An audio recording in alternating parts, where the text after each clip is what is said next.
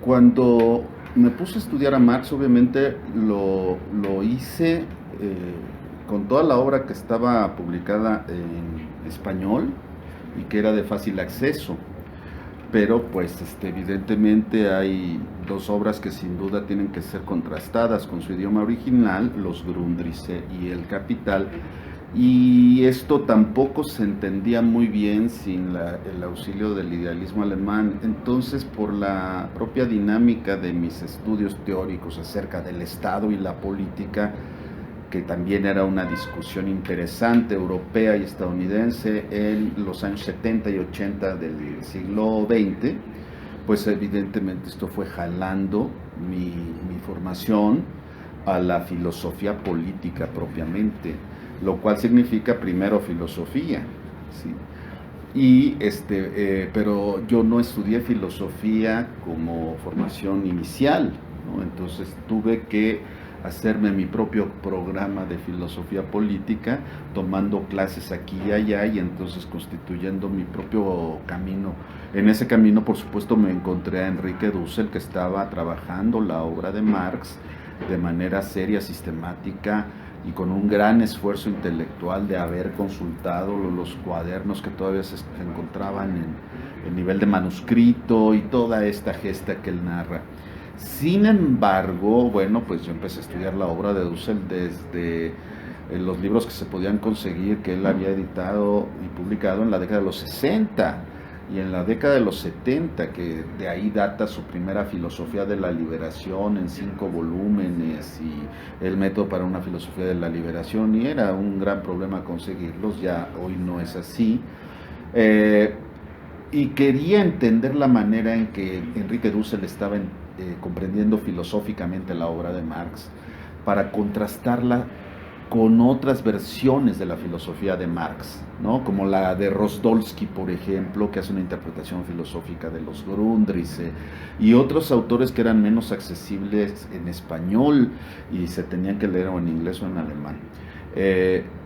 Pero efectivamente esto me llevó a tener que ligarme con el pensamiento filosófico de todos los tiempos, incluso con la teología, porque pues efectivamente no entiendes el proyecto de emancipación sin una referencia a una religión o a varias religiones de emancipación, y por tanto también a una teología. La teología siempre ha sido importante en América Latina desde su formación. Y ahí empiezan a saltar, a evidenciarse las grietas de un pensamiento que plantea una emancipación aparentemente desde el otro, desde el no ser, desde la exterioridad levinasiana. No todas las exterioridades son iguales, pero desde una exterioridad levinasiana, y eso, que es filosóficamente tremendamente abstracto, identificarlo con un lugar de nacimiento, ¿no?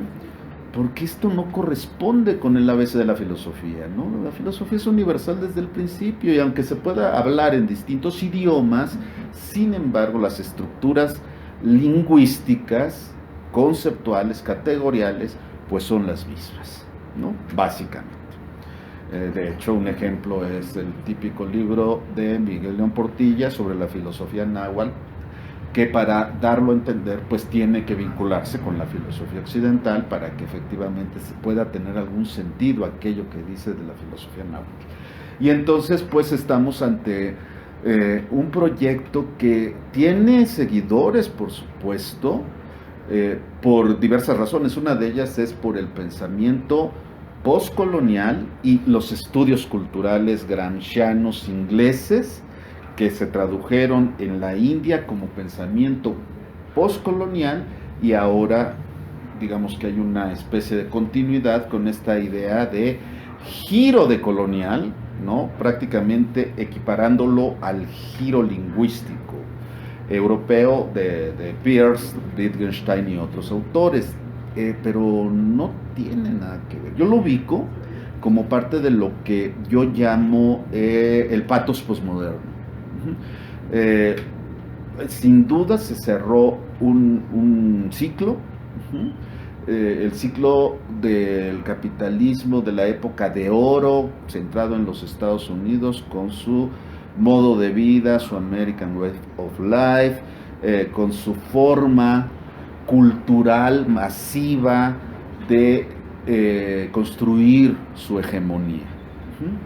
Eso no significa que Estados Unidos haya dejado de ser el centro imperial, significa que ganó la Guerra Fría y se inicia otro proceso y otro ciclo donde ya la antigua lucha de clases o los derechos de los trabajadores son barridos en distintos lados y de manera desigual y combinada.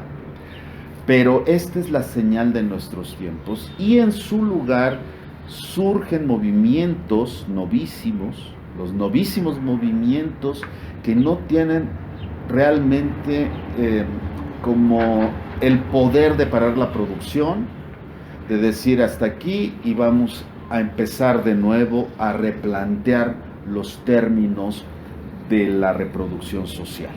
Eso no lo tenemos, ¿no? Los Occupy son ejemplo típico de una especie de impotencia de estos movimientos que se quedan así románticamente asimilados como que son procesos de aprendizaje, etcétera, pero en realidad ha avanzado un proyecto de saqueo, de despojo, de acumulación por desposesión, pero también implica una especie de desformalización del derecho, empezando por los derechos laborales, los derechos de los trabajadores.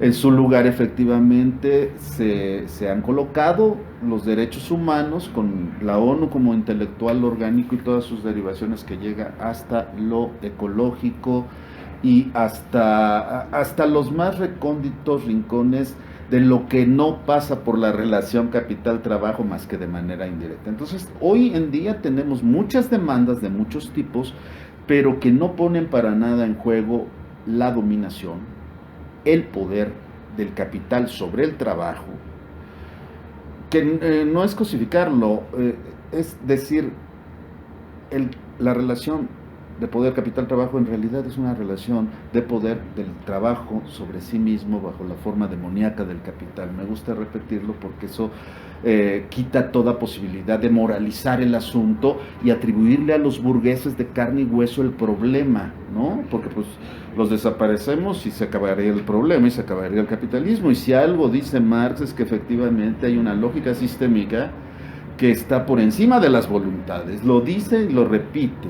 Entonces el problema de la emancipación pues no pasa por convencer o concientizar a las masas para que ahora dejen de ser eurocéntricos. Eso es simplemente una bandera que se toma cuando se quedaron sin banderas, ¿no? Porque los teólogos de izquierda se quedaron sin banderas, ¿no? Pero lo que sí está pasando es que vuelven al dogmatismo, vuelven al fundamentalismo, y eso no tiene futuro, porque forman feligreses, no otra vez, nada más que ahí. ¿Cuál es el premio? El premio es hablar en la India, en China, en el mundo árabe, acerca de lo maravilloso que es una descolonización epistémica. ¿Pero qué es eso?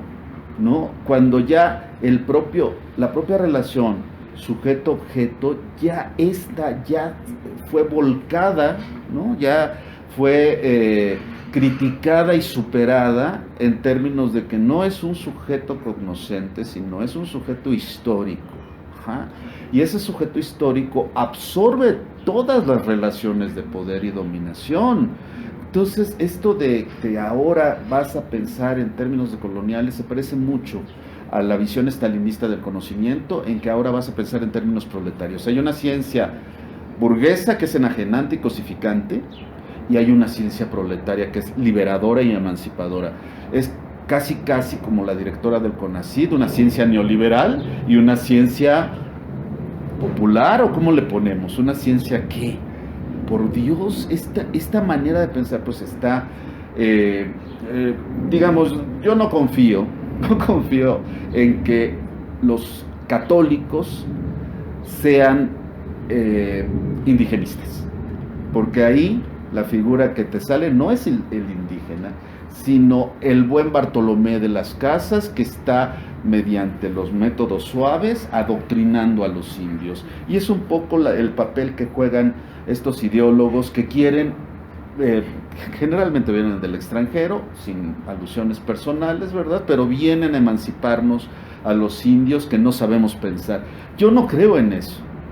Yo creo en el pensamiento libre y en el buen profesor, en el buen maestro que te invita a pensar y que no te obliga a pensar como él, ¿no? Por cierto, pues personalmente yo me desligué de ese pensamiento cuando en la política no, para pensar la política desde la filosofía de la liberación, Dussel se negó a incorporar a Freud y a Maquiavelo y a Carl Schmitt y a los autores en los que no podía apoyarse porque retratan la otra parte de la política, que es la guerra, la represión, lo que pasa de pronto a un Daniel Ortega, o lo que pasará, o lo que pasa a un Evo Morales. No estoy comparando, no estoy identificando, pero sí hay una lógica de poder en todos los que tienen el poder, aunque tengan un proyecto de emancipación, ¿no? Entonces, esto es lo que te permite la universidad libre.